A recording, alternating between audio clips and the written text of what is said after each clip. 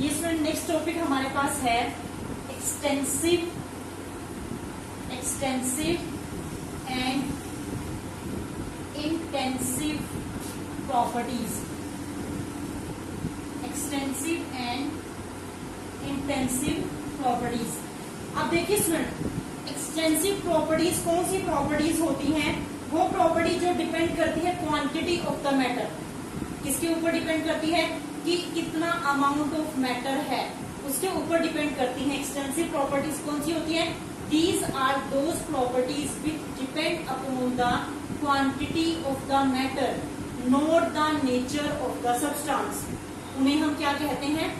Extensive. जैसे कि मास है, मास कितना होगा? क्वांटिटी में होगा 1 kg, 2 kg। वॉल्यूम है 1 litre, 2 litre, 3 litre.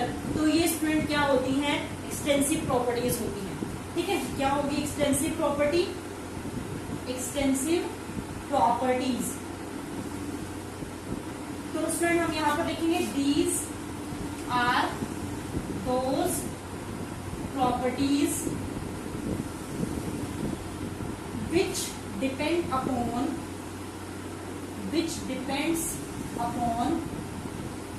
the quantity of matter, which depends upon the quantity of matter and does not depend upon the nature of the substance। समझ में आया स्टूडेंट? जो किसके ऊपर डिपेंड करती है? क्वांटिटी ऑफ द मैटर के ऊपर डिपेंड करती है। और किसके ऊपर डिपेंड नहीं करती? नेचर के ऊपर डिपेंड नहीं करती। एग्जाम्पल क्या होंगे?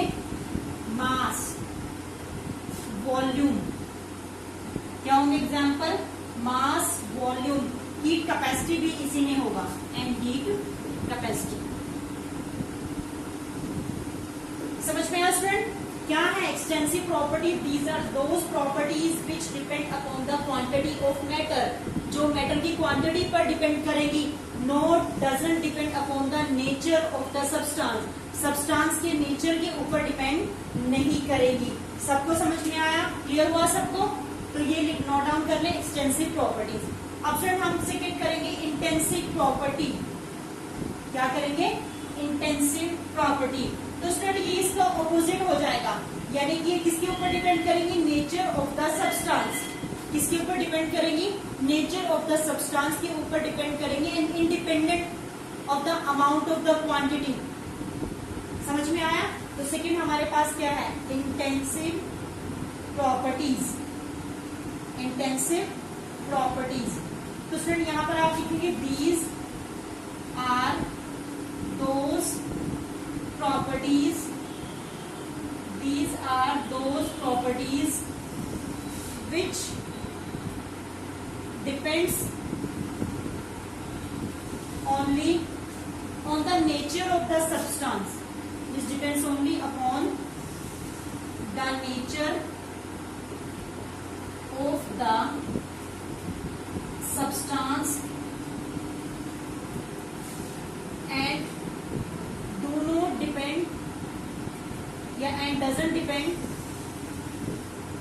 and doesn't depend upon the quantity of the substance,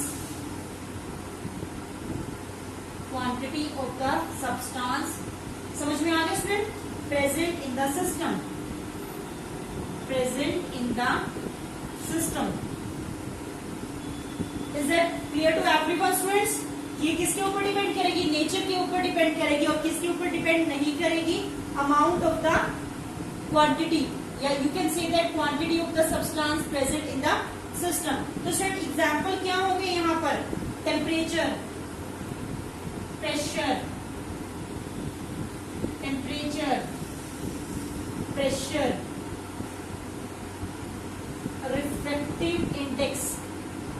refractive index. समझ में आया student? Surface tension you can write here, surface tension etc. Is that clear to everyone? Intensive properties properties कौन सी properties होंगी? The properties which depend only on the nature of the substance, doesn't depend upon the quantity of the substance. तो note down कर ले student इसको। ये student next हमारे पास आता है थर्मोडायनामिक प्रोसेसेस। नेक्स्ट टॉपिक क्या आता है? Thermodynamic processes. तो स्टूडेंट हमारे पास थर्मोडायनामिक प्रोसेस है। सबसे पहले हम बात करेंगे आइसोथर्मल प्रोसेसेस। इसके बारे में बात करेंगे आइसोथर्मल। आइसोथर्मल का मतलब क्या है स्टूडेंट? आइसोथर्मल का मतलब है कि no heat flow from system to surrounding, कोई हीट नहीं जाती, मतलब टेम्परेचर क्या रहेगा? कांस्टेंट रहेगा। तो when a process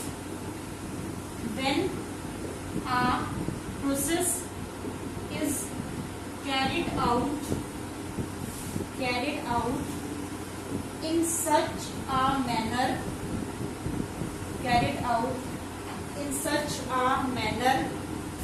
that the temperature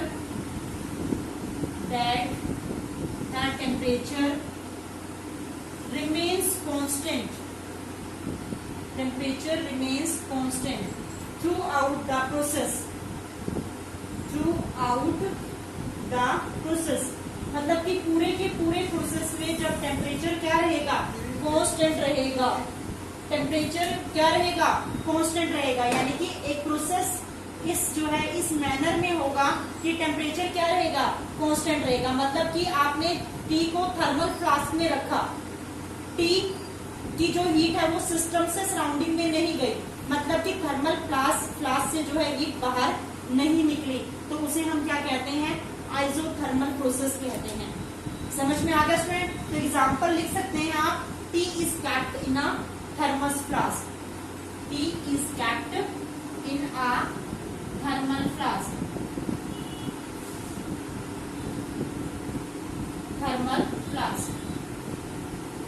is that clear to everyone? अब फिर नेक्स्ट हमारे पास आता है एडियाबैटिक प्रोसेस। सेकेंड प्रोसेस कौन सा आता है थर्मोडायनामिक? Adiabatic process. ठीक है, एडियाबैटिक प्रोसेस में क्या होगा? Adiabatic process, no heat can flow from system to surrounding. Adiabatic process में क्या होगा? when a process is carried out in such a manner then no heat flow from system to surrounding you can say that vice versa और vice versa, यानी कि surrounding से system में भी कोई एनर्जी नहीं आएगी। तो यानी कि जो सिस्टम होगा कंप्लीटली इंसुलेटेड होगा। क्या होगा स्टूडेंट? जो सिस्टम होगा वो क्या रहेगा? कंप्लीटली जो है इंसुलेटेड होगा। उसे हम क्या कहते हैं? एडियाबैटिक प्रोसेस कहते हैं। समझ में आएगा? ये प्रोसेस कब होगा? इस मैनर में होगा कि कोई भी हीट जो है वो फ्लो नहीं होगी, ना तो सिस्टम से सराउंडिंग में हीट जाएगी, ना ही सराउंडिंग से सिस्टम के अंदर हीट आएगी। तो उस प्रोसेस को हम क्या कहेंगे? एडियाबैटिक प्रोसेस कहेंगे। क्या कहेंगे student? Adiabatic process. Is that clear to everyone?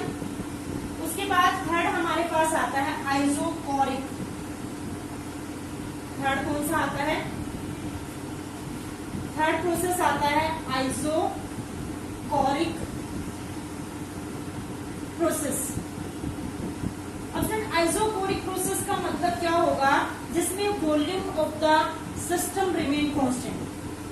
क्या रहेगा? वॉल्यूम कांस्टेंट रहेगा। ठीक है, तो क्या लिखेंगे हम? It is the process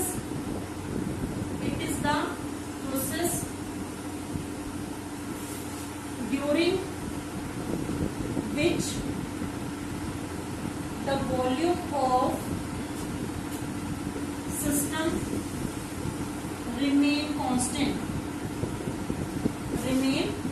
constant. This process is known as isochoric process. जब वॉल्यूम क्या रहेगा, कांस्टेंट रहेगा, उस प्रोसेस को हम क्या कहेंगे, आइसोकोरिक प्रोसेस कहेंगे। समझ में आ गया स्टूडेंट। नेक्स्ट हमारे पास आता है आइसोबारिक प्रोसेस। Isobaric process. अब स्टूडेंट यहाँ पर क्या रहेगा, pressure of the system remain constant. It is the process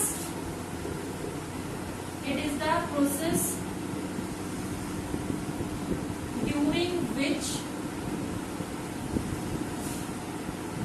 the pressure of the system remain constant। ठीक है, क्या प्रोसेस होगा जिसमें प्रेशर क्या रहेगा, कांस्टेंट रहेगा, तो उसे हम क्या कहते हैं, आइसोबारिक प्रोसेस कहते हैं। समझ में आ गया student. Is that clear to everyone. First हमने क्या किया, फर्स्ट कौन सा किया हमने, आइसोथर्मल। सेकंड कौन सा प्रोसेस किया, adiabatic. Third isobaric process and fourth जो है हमारे पास isobaric process. Is that clear to everyone. इसको नोट डाउन करें। ये स्टूडेंट नेक्स्ट हमारे पास आता है रिवर्सिबल प्रोसेस। कौन सा आता है, रिवर्सिबल। स्टूडेंट आपको पता है रिवर्सिबल प्रोसेस कौन से होते हैं, the process which can be reversed. एक स्टेट से दूसरी स्टेट में चेंज करना और फिर दोबारा से उसी में स्टेट में वापस आ जाना। तो यानी कि the process which can be reversed. ठीक है, और हम क्या कह सकते हैं, which can be reversed and attain the equilibrium. ठीक है, क्या कह सकते हैं, एंड अटेन द इक्विलिब्रियम, यानी कि system remain almost in equilibrium state.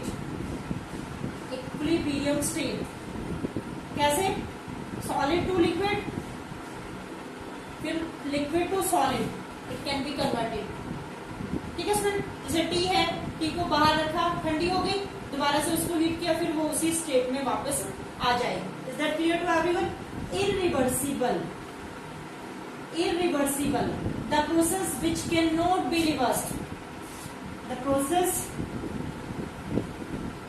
Which can not be reversed